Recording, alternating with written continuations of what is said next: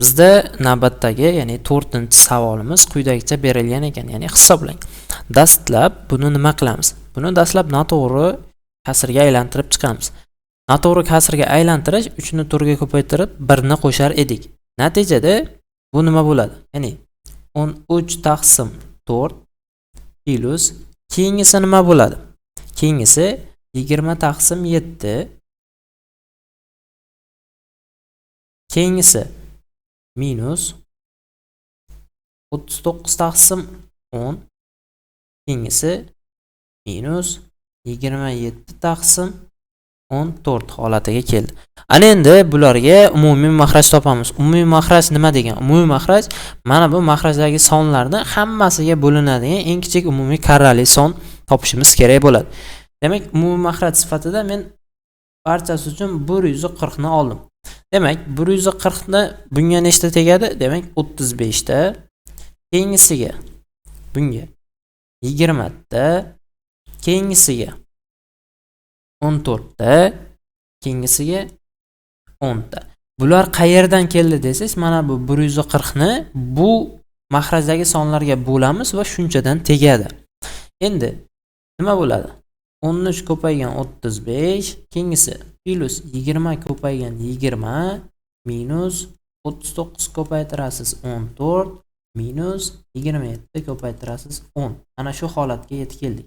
Demak, barobar buni hisob kitob qiladigan bo'lsak nima bo'ladi? Birinchisi 455, keyingisi 20 ni 20 ga ko'paytiradigan bo'lsak 400. Keyingi ifodamiz 14 ni 39 ga ko'paytiramiz 546. Keyingisi minus 270 taqsim, demak umumiy makhrajimiz 140. Demak, barobar 855 bo'ladi. Ikkisini yig'indisi minus keyingisi 816 taqsim 140. 855 dan 816 ni ayiradigan bo'lsak, natija 39 taqsim 140 degan javob qolar ekan. Bizda bormi? Demak, mana C javob bo'lyapti ekan. 5-savolimiz. 5-savolimiz kubning qirrasi 8 ga teng. Ya'ni qirrasi deganda tomoni nazarda tutiladi. Endi kubning yon sirti va to'la sirtini yig'indisini toping deb aytayapti ekan. Yaxshi. Kubda eslatma sifatida aytaman. Kubda nimalar topsak bo'ladi? Ya'ni hajm topishimiz mumkinmi? Albatta mumkin. A kub bo'ladi. Bu hajm topish. Endi asosini 100 so'ralishi mumkin. Imtihonlarda bu sizga tushadi. Ni asosini 100 s barobar a kvadrat formulasi yordamida topiladi. Endi buni yon sirtini topish formulasi 4a kvadrat bo'ladi. Endi to'la sirtini topish esa 6a kvadrat yordamida topiladi. Bu yuqorida yozgan formulalarimni barchasi demak kubga tegishli bo'ladi. Nima so'ralyapti bizda? Kubning yon sirti va to'la sirtlarining yig'indisi.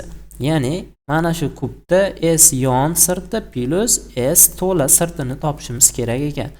S yon sirtini topishimiz uchun 4a